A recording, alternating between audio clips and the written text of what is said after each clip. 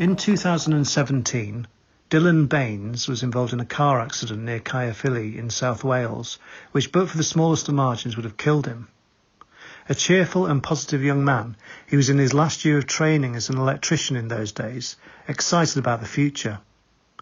He would next wake up in hospital with a broken neck, paralysed from the neck down, and to be told by a doctor it was unlikely he would ever walk again.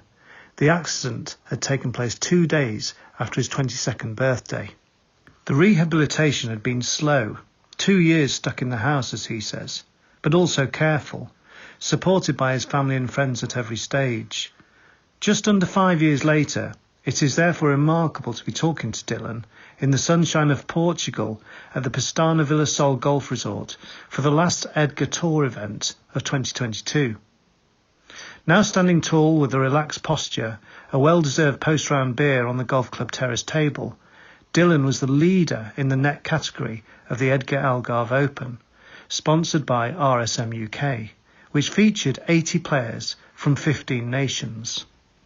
It was all smiles as he chatted with playing partner Aurélien Lacour, who he led by a couple of shots as they waited for the final groups of golfers to finish. The Welshman and the Frenchman had got on well. They will certainly be playing together again down the line, and Dylan had also much enjoyed playing with Martin Gilks and Eddie Mason from England, and David Quinn from Ireland, over the 2 rounds of play. Like, everyone's so welcoming. I haven't met anybody that's been a nightmare or anything like that. Everyone just wants to have a chat and a good time and enjoy their golf, to be honest. And it's quite a competitive. It's not just turn up and or whatever. People want to win, which is good. But that's something I've really missed. That is the competitive side to sport. I just think it's like the perfect sport. I think for somebody with a disability, to be honest, because you can do it on your own. It gets you out the house. It's good for your mind, good for your body. Good for socialising as well. Dylan's final scores of net 69 and 71 made for a 140 total off his 17.1 handicap, 4 under the net par, and enough to beat his new friend Aurélien by 2 shots, with Nikki Weeks from England coming third after 2 excellent rounds of her own. Despite it being only Dylan's 3rd EDGA event, he had quickly found friends in the golf of the disabled competitive ranks. It was also impressive to see him not only in good shape physically, he hits the gym whenever he can, but also happy and relaxed after what he says has been a very tough few years mentally, as he tried to chart his way forward in life following the accident. So I've got paralysis on the left side of my body, so left foot, left hand, hamstrings, tricep. There's quite a lot of muscles that don't work anymore. So I broke my neck. I was paralysed from the neck down, but my right side come back, but obviously my left side hasn't completely come back. So I play with a strap to help me hold the club with my left hand. With a slight shake of the head of relief, he tells us that only in the last month or so has he finally settled his insurance claim following the accident after 4 years of stress, including hold-ups in the process with COVID-19. He says that only now does he feel that his life has finally opened up for him again at the age of 27. The antidote to a lot of this stress has come in 2 forms: support from his friends and family, including his girlfriend Leah, but also, crucially, finding golf again after playing as a boy. Dylan says he is loving every part of the game, from practicing to competition, and the social side with his close friends and father Keith. So much so that he sees reducing to a single-figure golf handicap as a life goal. Rewind to 2017, and he was 1,000 miles from any golf course. The first 6 weeks, I was pretty much paralysed from the neck down, and then slowly, probably about 4 weeks in, things started to come back to life then. Like the first thing that came back was my big toe on my right leg. I remember moving that. And slowly then the right side came back a lot quicker. And then I was in the hospital, the Heath in Cardiff for 6 weeks. And then I went to Rookwood for another 2 months after that then. I left on a wheelchair, but obviously I'm walking now, which is good. At the start, the surgeon said I won't walk again. Basically, that I was going to be in hospital looking at about 6 months to a year. For his dad, Mum Christine, Leah, brother Sam and his partner Kaylee, to see Dylan like this was tough. But they rallied around him, as did his friends, who Dylan says did a brilliant job keeping his spirits up. Yeah, it's like, I think it was easier being me for the first few weeks than it was obviously for my family and friends. It was I was on painkillers, I didn't really know what was going on, to be honest, a lot of the time, whereas they knew the seriousness of it. But yeah, my mother and father, brother, his partner, Nan and Granch, they were there every day. The hospital let them come be outside of visiting hours. Like, I couldn't see them anymore, to be honest. And my girlfriend was there in the nights and stuff, coming to see me. They did for the 3 months I was in hospital. There wasn't a day. There was a couple of days where I said I didn't want to see anyone, but pretty much it was every day I'd have a visitor. Yeah. This comment about choosing not to receive visitors. Dylan admits that the mental issue of facing his condition could be simply overwhelming at times. When he lay there unmoving with that negative prognosis, he would face despair.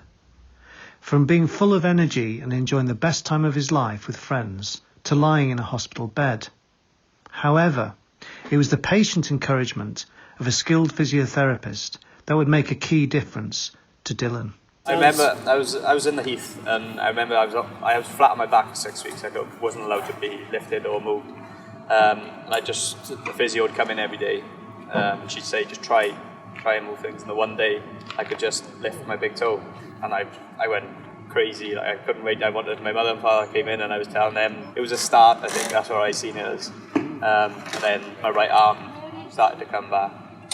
But up till then, pretty much my family would brush my teeth, they'd feed me, they were washing me. My brother's partner, she used to pluck my eyebrows for me.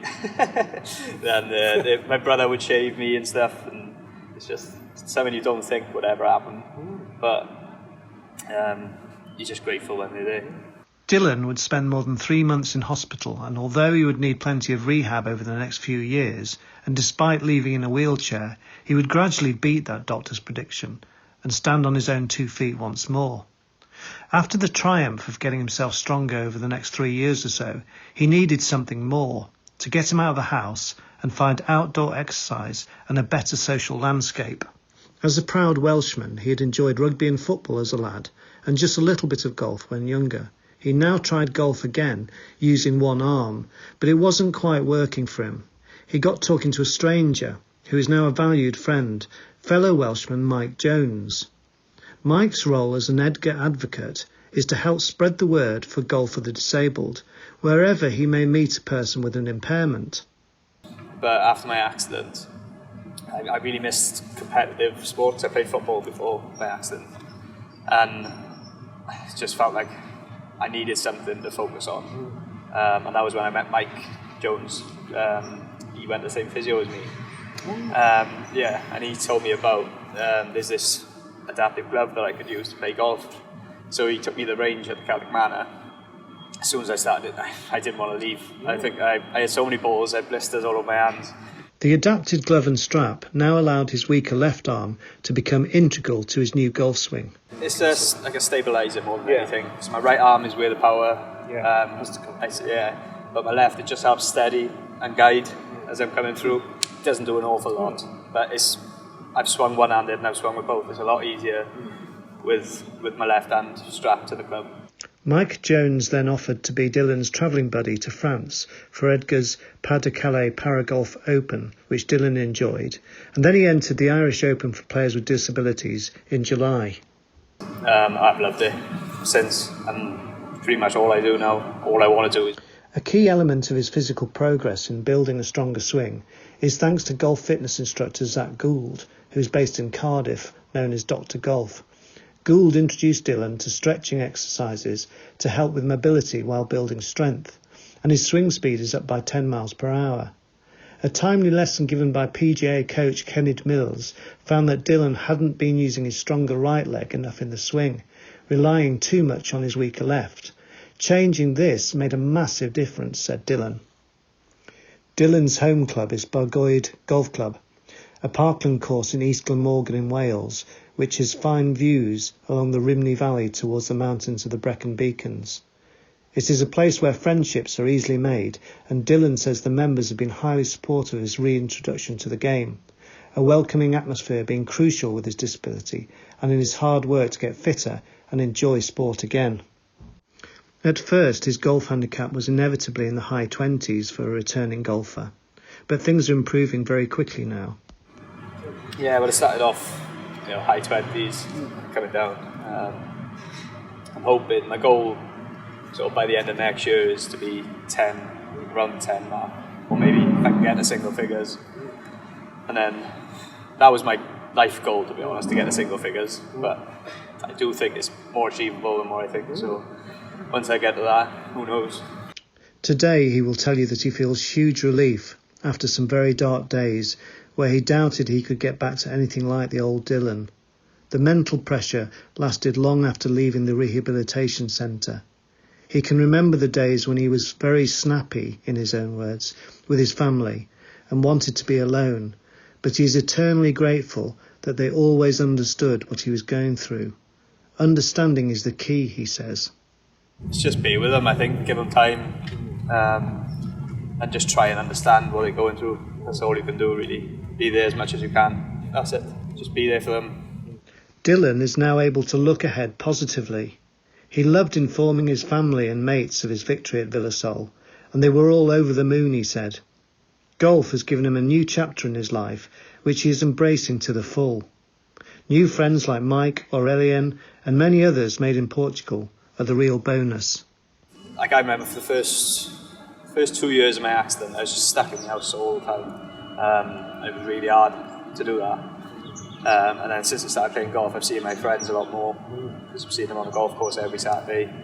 Play golf with my family, like my dad, play golf with him every week. And then I come to things like this, and I meet loads of new people. And the thing I love about this is you don't feel any different. Whereas if I play on my Sunday comp back home, I think quite a lot of people notice, oh, he's disabled or whatever, but you come here and it's the norm. Like, you don't feel any different to anyone else, which is quite nice. You fit in. And when a golfer says, the thing I love about this, and you don't feel any different, you realise that golf can be such an inclusive game where you can indeed fit in.